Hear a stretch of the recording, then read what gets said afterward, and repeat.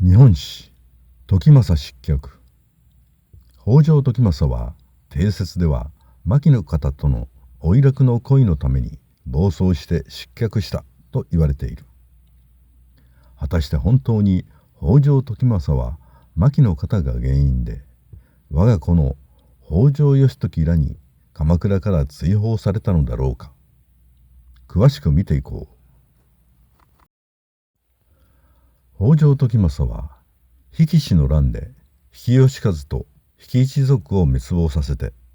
将軍頼家を伊豆の修善寺に追放すると政権を掌握した。時政はまだ12歳の将軍実朝を時政の自宅である名古屋の館で牧の方に養育させながら政権を自由自在に運営した。将軍実朝の乳母として時政は名古屋邸で鎌倉幕府の意思決定を単独で行った。実朝に捺印させた公文書に時政が単独署名して次々と発給したのである。娘婿の平賀朝雅を京都守護に任じた時政は武蔵守の朝雅に代わって武蔵国の統治に乗り出した。そのため武蔵国留守所総検校職として武蔵で権勢を振るう畠山重忠と時政は正面から対立する。時政はこの時も単独署名した畠山重忠追悼の公文書を義時らに突きつけて無理やりに重忠を誅殺させている。この時すでに70歳近くになっていた時政に地方の症状が出始めてタガが外れたような行動をしても別に不思議ではない。そんな時政が周囲の人間にはそばにつきそう30歳近く年の若い牧の方の言いなりになっているように見えたのかもしれない。時政は将軍実朝の名前を利用して独裁政治専制政治を始めるのである。そのため鎌倉殿の13人といわれる合議制のメンバーであった北条義時はじめ大江広元たちは時政の独裁専制政治への対抗策を協議し始める。歴史研究家の河合敦氏は著書「繰り返す日本史」で日本の歴史を振り返れば独裁政治や専制政治は長く続かないと述べている。そしてこれは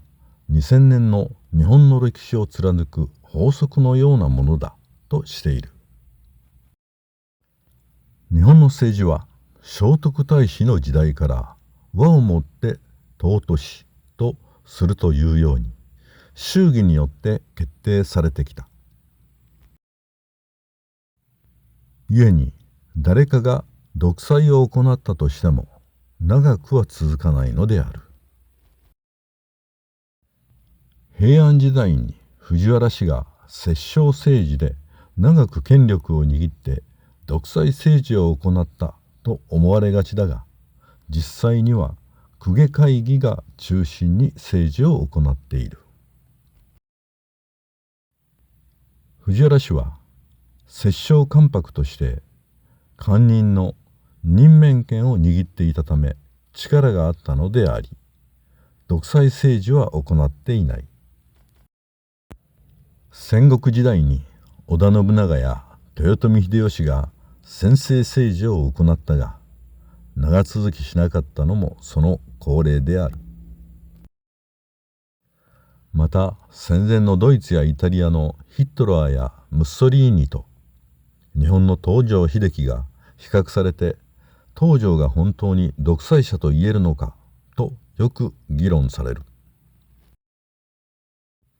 つまり日本には独裁政治専制政治を受け付けない風土が存在する。ところが時政はまさにその掟を破って独裁政治専制政治を行ったのである。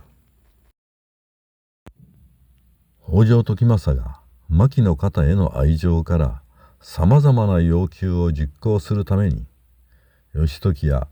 大江広元らと協議した上で決定して実行していれば大きな問題にはならなかったはずである。ところが時政はまさに権力の魔性に取りつかれたように独裁政治を行うのである。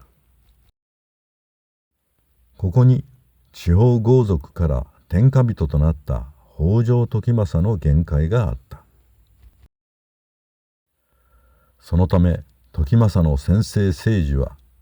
畠山重忠の乱からわずか3年で瓦解する。畠山事件の後、平賀朝雅が牧の方に伝えた讒言によって時政は畠山重忠を討ったという風聞が流れる。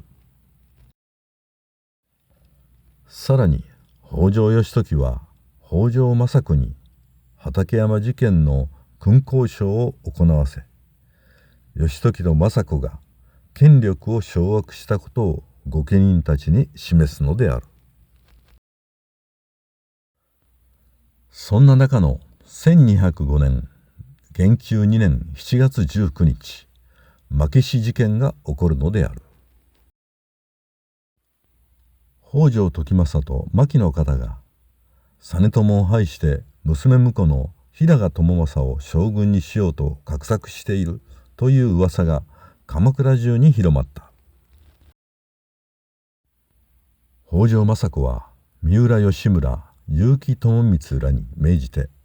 名古屋邸から実朝を義時邸に救い出して移した。さらに時政と牧の方の住む名古屋邸を武装した御家人たちに取り囲ませた。時政はすでに自分に従う御家人たちがいないことを知り、抵抗を諦め、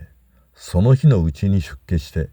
翌日には牧の方と伊豆の国北条へと下校した。時政に代わって執権に就任した北条義時の初めての仕事は、京都の平賀朝雅を中殺させることであった。